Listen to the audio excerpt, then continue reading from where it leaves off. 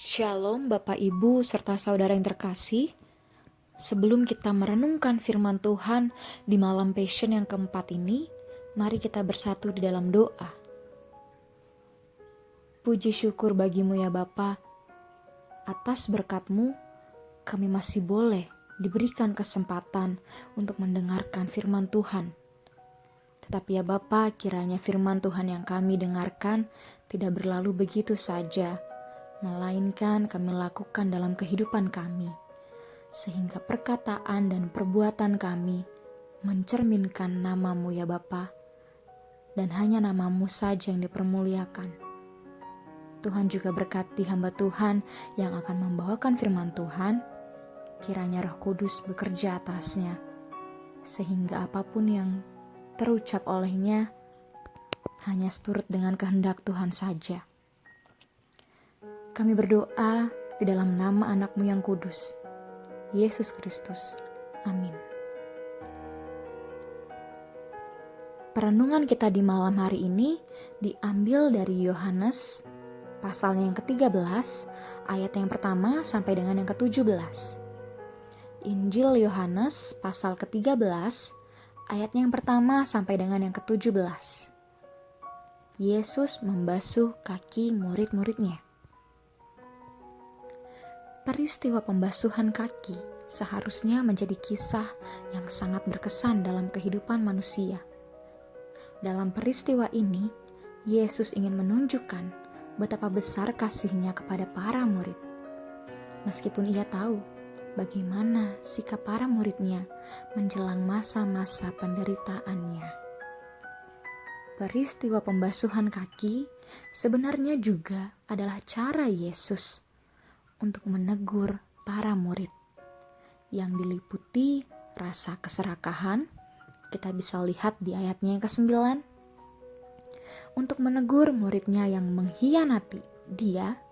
Kita bisa lihat di ayatnya yang ke-11, dan untuk menegur para murid yang haus akan rasa penghormatan tinggi.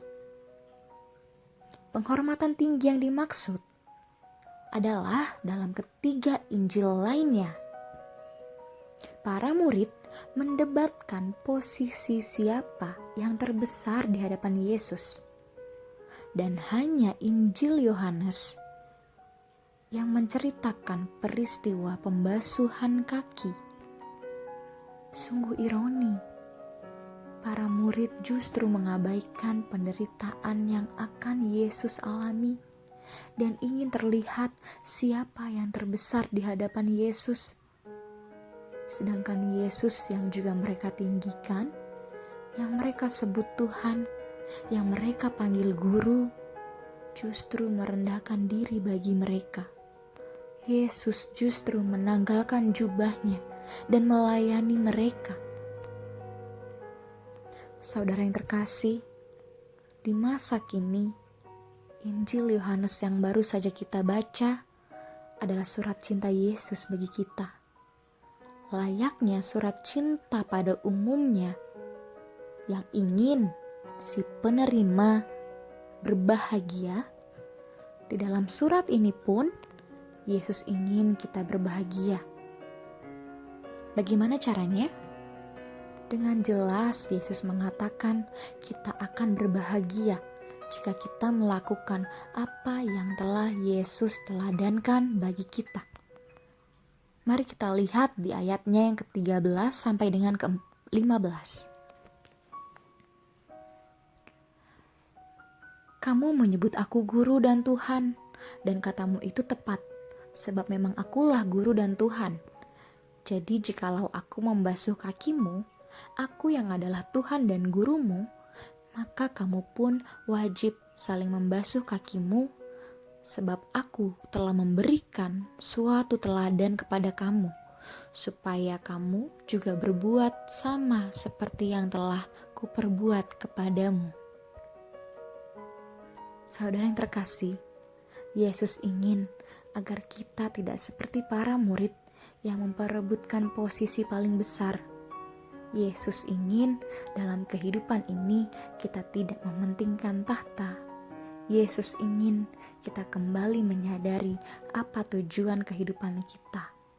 Yesus ingin menunjukkan apapun posisi kita di mata manusia, tetapi tetaplah kita sama seperti Yesus, melayani setiap orang, bukan justru meninggikan dan menyombongkan diri kita. Yesus ingin kita sama seperti Dia. Kita yang adalah anaknya, sudah semestinya kita berlaku sama seperti Sang Bapa. Sehingga kematiannya di kayu salib tidak menjadi sia-sia. Bapak, Ibu, serta saudara yang terkasih, Jumat Agung dan Paskah bukan hanya sekedar hari raya bagi umat Kristiani. Bukan hanya sekedar kita rayakan di setiap tahunnya, kita peringati di setiap tahunnya. Karena layaknya para murid yang sudah bersih melalui simbol kisah pembasuhan kaki, kini kita pun telah dibasuh oleh darahnya dan menjadi bersih. Mari kita bersama-sama berefleksi. Apakah dalam kehidupan ini kita hanya mementingkan posisi kita di mata setiap orang, posisi tinggi atau rendah, memiliki rasa sangat ingin dihormati, atau justru kita berfokus pada pelayanan kita bagi sekitar kita sebagai ungkapan bahagia kita atas perlakuan cinta kasih Allah yang lebih dulu melayani kita.